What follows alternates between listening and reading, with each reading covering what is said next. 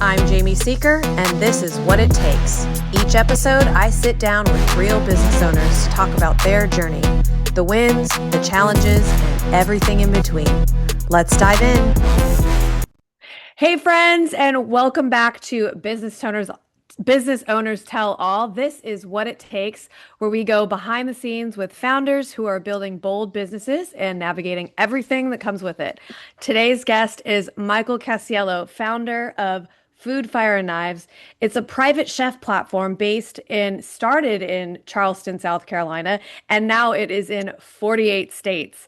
And this particular platform brings restaurant level dining into people's homes. Michael's culinary story began at just 14 years old, working at a produce stand, and eventually leading him to train at the Culinary Institute of America and work in some of the country's top kitchens. But like many in the food world, he hit a point of burnout. And that's when he flipped the script. He created Food, Fire, and Knives as a way for chefs to work on their own terms while delivering amazing experiences to hosts across the country. In today's episode, we'll start with Michael's journey. Then we'll dive into something every business owner has to face, and that is HR, hiring, training, retention, systems, all of it. Especially in a business like this with national network of chefs, HR isn't just a department, it's the backbone of the operation. So let's jump in. Welcome, Michael. Thank you. Thank you. Thanks for having me. So let's just start at the beginning. Where did your love for Sure. food come from, and how did you start that path at 14? Oh man. Like you said, I worked at a produce stand. I learned so much about food, about corn and broccoli, and I just thought it was so cool. I always loved eating. And then I was in I don't know grade school at the time, middle school. And I remember over the summer, I was working at the produce stand. We went back to school, and one of my friends told me that he got this job at this place called Village Roaster, like a basically a fresh like KFC. And I was like, oh my God, that's so cool. And I was like, do they have chicken tenders? And he was like, yeah. And he was like, we could eat as much as we want. And I was like, I need that job. And I think it was about 6 months late. 6 months later, after I applied, I finally got hired, and it was like my dream job, right? Eating like fried chicken and macaroni and cheese, and learning how to cook, just like short order cook, fryer, and washing dishes and stuff like that. And then from there, I went to school for after graduating high school for law enforcement for 1 year, and the time came where I had to quit. I was still working at that job. I worked there for a long time, but I needed to quit and get like a mall cop, boardwalk cop kind of foot in the door type of job. I just said to myself, like, I can't imagine quitting this job. I love it so much. Everyone's like family. And so I dropped out of school. I went back to work there for a short amount of time, and then I decided to go to culinary school because of it. And that's really like how the passion all started, and just learning the intricacies and nuances of cuisines and food, and it's amazing, and it's something that never goes out of style, right? We're Oh, always right. eating. Yeah. I mean, so who wouldn't want that job? You could eat all you can eat. I love that. I love that. And right, you worked in some exactly. intense kitchen environments, right? What led you to step out and just kind of say, "Hey, I can do this on my own." It actually started because I got engaged. So my ex-fiance and we moved to Charleston to sort of like live on vacation before we got married. And as you know, things didn't go so well.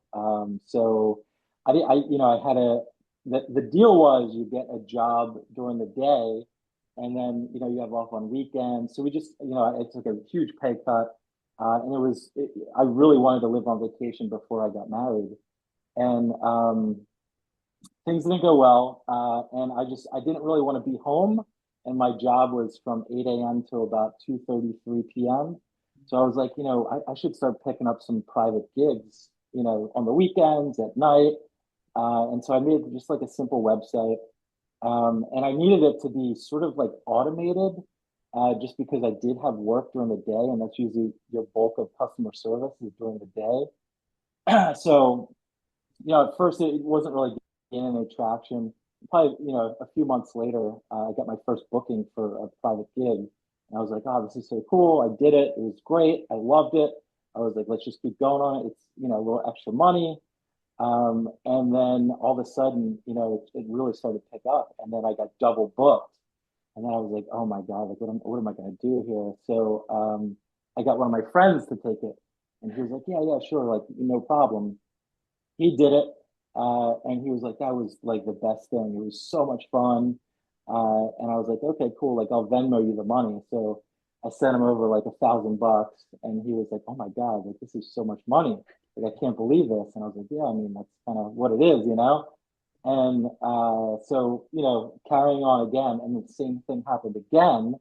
And then, rinse and repeat. And then I got the idea after that, like, hey, like, why don't I just go on the other side of it and, hire chefs?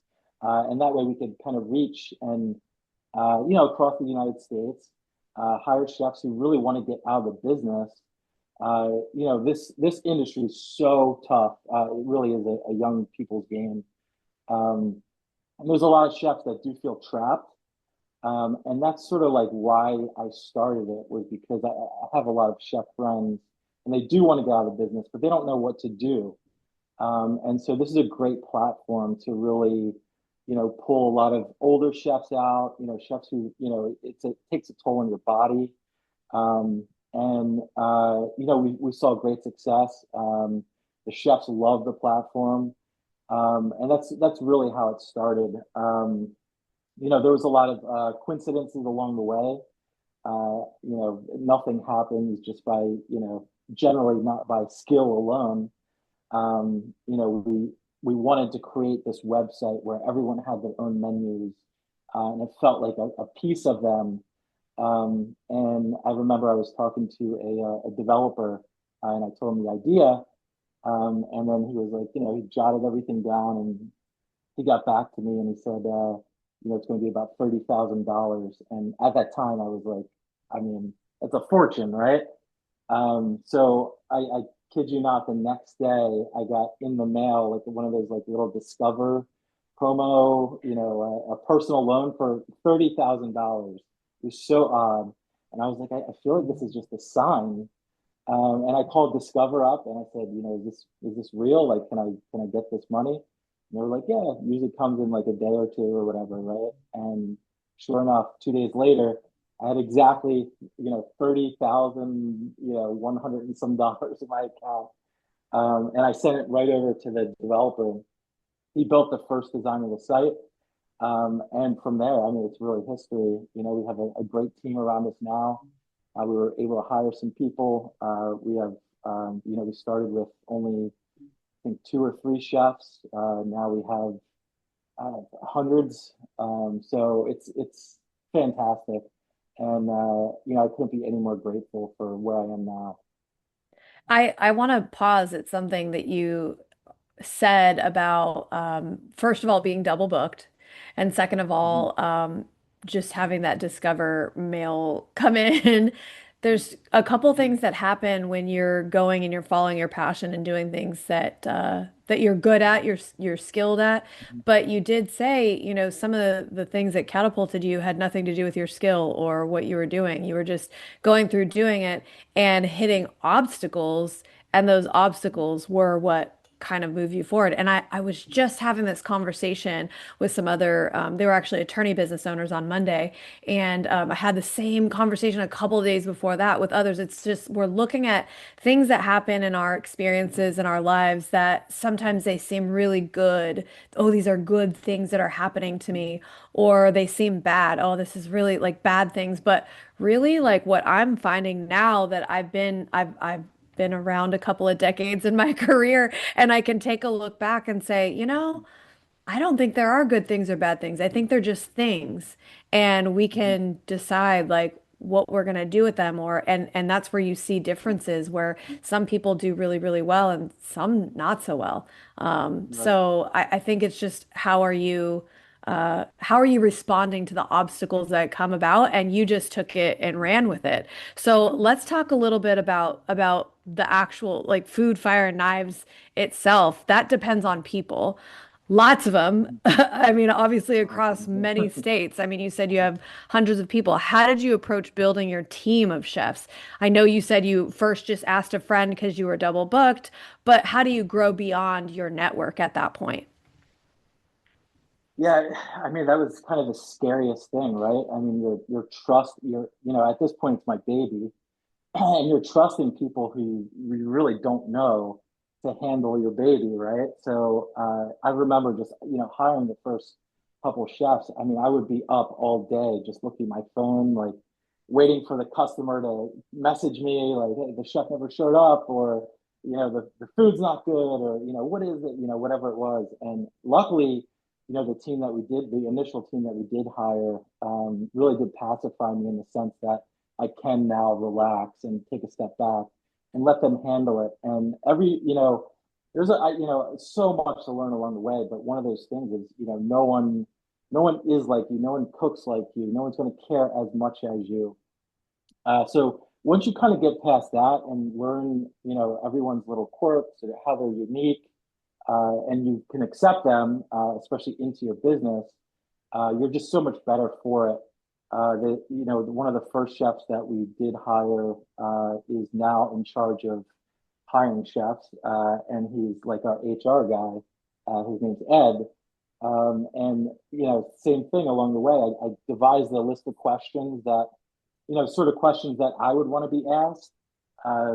This is a little bit different of a business when you compare it to a restaurant. Whereas in a restaurant, the chefs are in the back, but now they have to be in front of the customer. So we ask questions that not only, dictate whether you could cook or not, but whether you have a personality when you could actually talk to customers, right? So like one of my favorite questions is, tell me your favorite kitchen story. And a lot of them are like disaster stories, which I love. And every chef in the world has a horrible disaster story that they've learned from, that they talk about all the time.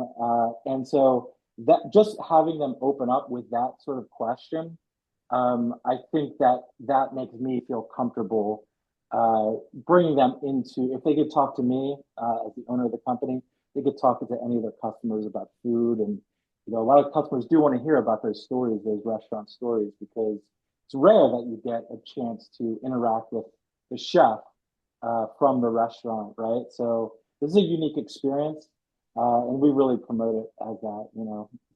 Yeah, no, that does sound great. And I bet just kind of telling those stories let their guard down a bit. And so you can really kind of get into getting to know them and bring in the right people. So that's good. I was actually that was what I was going to ask you is how do you go and look for chefs? But I feel like that's being able to bring down sort of those defenses and really get to like getting to know someone. I think that's a really good that's really good to take with you if you're hiring new people, especially when it's kind of high risk like this. Up front, they're going to be interfacing with clients. That's really important to know if they can actually hold a conversation and talk to somebody. How, though, do you maintain like a consistent level of service across so many locations with independent chefs? Because you're actually delivering, they could be great upfront, with customers, but can they cook? Is their food good? Is their menu Right. to the level that you want? So how do you maintain that level? Well, first we do a background check on every chef. We have to make sure that the records are clean. There are a lot of chefs that it's a interesting business, but we do have to make sure the record's clean. So any applicants that we get with any kind of offenses, let's say, are immediately turned down. But secondly, we vet them. We that interview process that we have, we make sure that they're sort of on a certain level of technology, because we have to have them incorporate into our website, into the back end to be able to upload photos and edit menus and things like that. So there's a certain level of technology that they need to have. That comes through our orientation process. So after that long list of the questions, sometimes some of these chefs go through, two interviews because we're still kind of on the fence. Um, but we do, the background checks as far as where they've worked. We look at their Instagram, their Facebook. And then one of the unique things that we have, especially as like this bigger brand, is we use Slack. We use Slack religiously, not just between the employees, but between the employees and the contractors. We're all on different groups in Slack, and that really gives us the ability to everything from updating them to new features to, are they having problems with something with the technology? Do they just want to chat? Do they want to have me look over some of their menus? I just had a meeting a couple of days ago with one of the chefs where he wanted me to go over pricing and, his pictures and things like that. So I think, again, what makes us different than like Uber or, DoorDash, who also hire contractors, right? They don't have the intimacy that our company has with the chefs. And if we notice that, a chef has gone rogue, they're not answering Slack messages, emails, text messages, whatever it is. That's generally when we'll cut ties with somebody. But I think creating that sort of like environment where everyone feels like they're a part of the team, even though they're not even employees, to create an environment where, and amongst their peers as well. So there's a lot of chef questions that get thrown out in a lot of the different channels. And, some of the chefs will pick up Slack and say, this is what I did, or there's always tips and tricks being thrown around. And it's just such a great environment just to, even if you're not on the platform, just to be one of the chefs in those Slack channels, and that's really how we go about it, making sure it's a consistent product, just through the feedback and interaction with the chefs literally every single day. And we also have Yeah. a Tuesday meeting, every other Tuesday. We call it a coffee chat. And the chefs are able to jump on to a meeting like this, and we just talk about anything they want to talk about, and it really, really helps with getting them motivated to do their parties, keeping them consistent.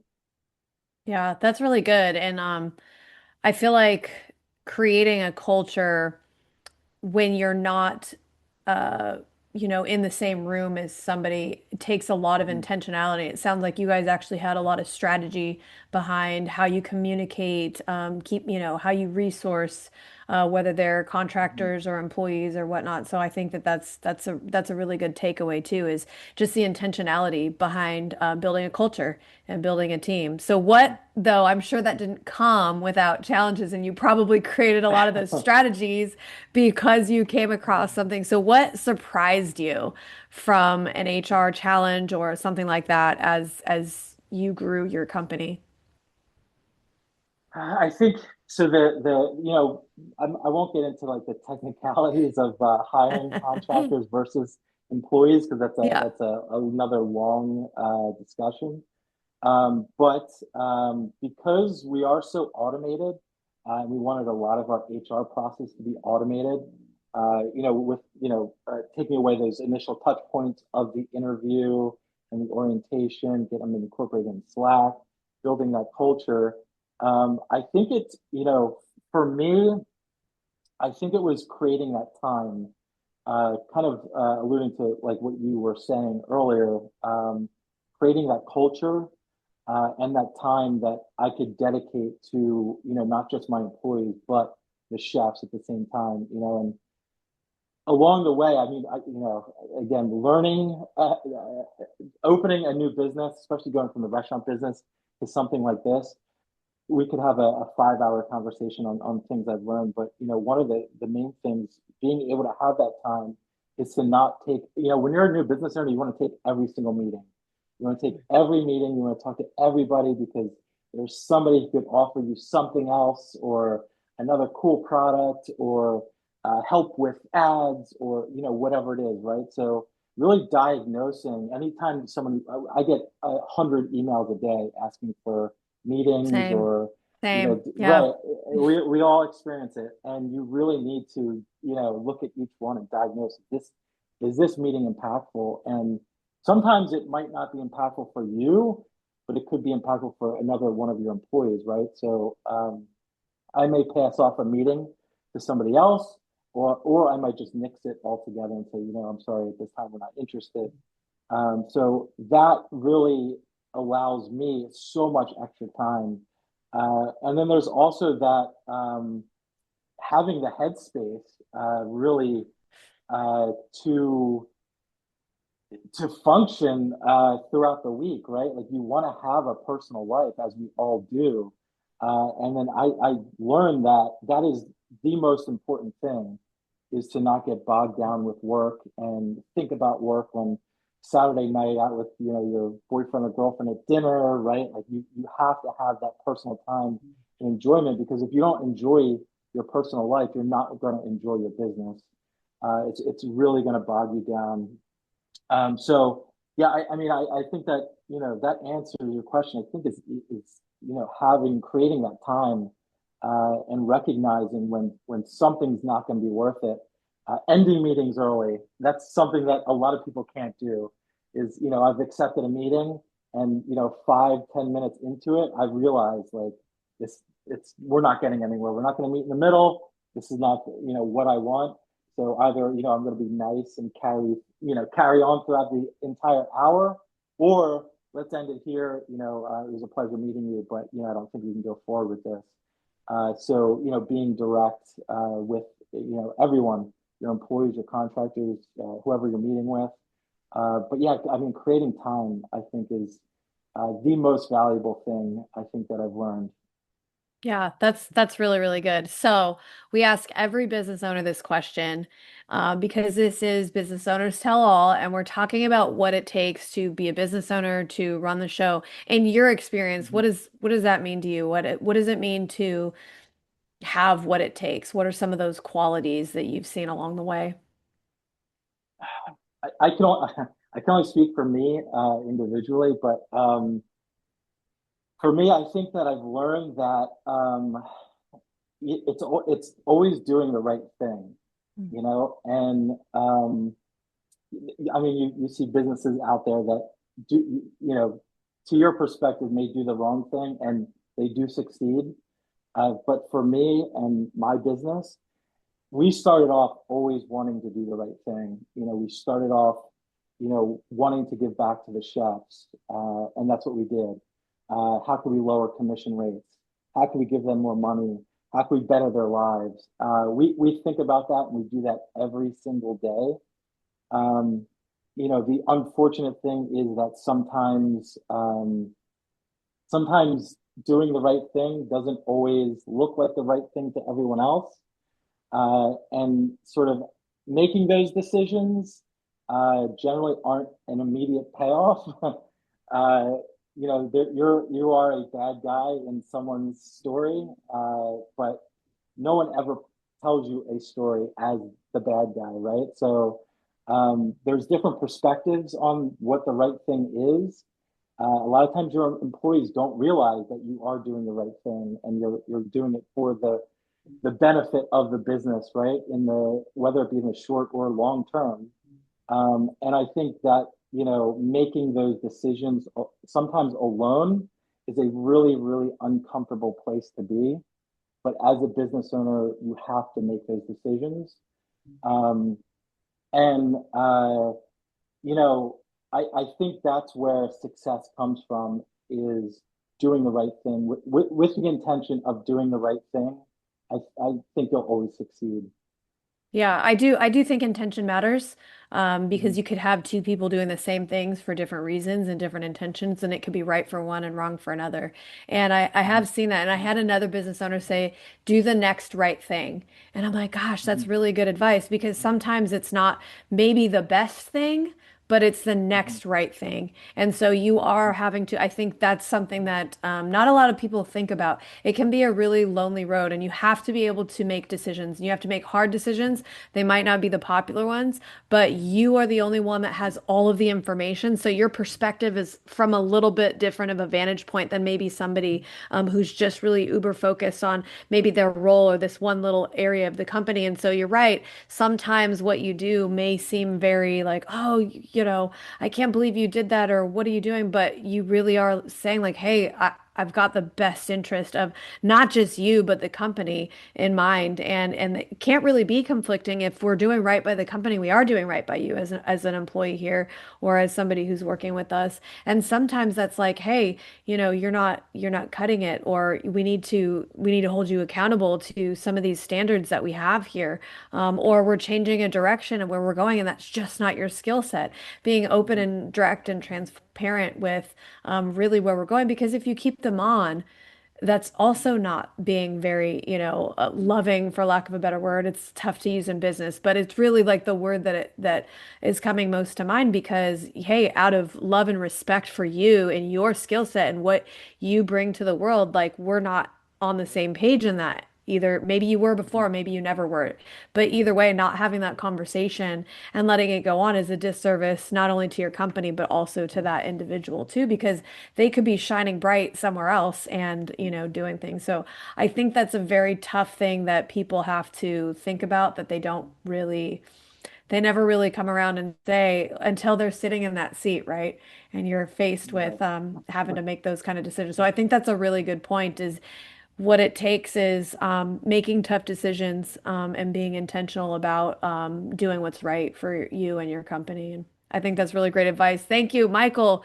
Thank you for pulling back the curtain. I think, seeing kind of behind the scenes a bit from your chef journey, building a business that's really changing how people gather and eat. You're managing the people side of it all.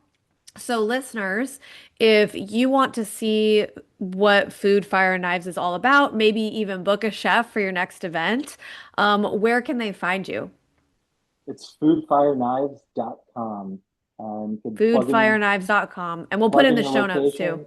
Yeah, sure. Plug in your location. You'll see the chefs that we have, the menus, and it's a pretty easy process. So Yeah, good. And hey, if this episode got you thinking differently about HR, hiring, building a culture we talked about, just running a people-powered business through contractors, employees, whatever it may be, send it to a fellow founder. Leave us a quick review. It really helps so much. So I'm Jamie Seeker. This is Business Owners Tell All. We're talking about what it takes to run a business. So until next time, we'll see you then.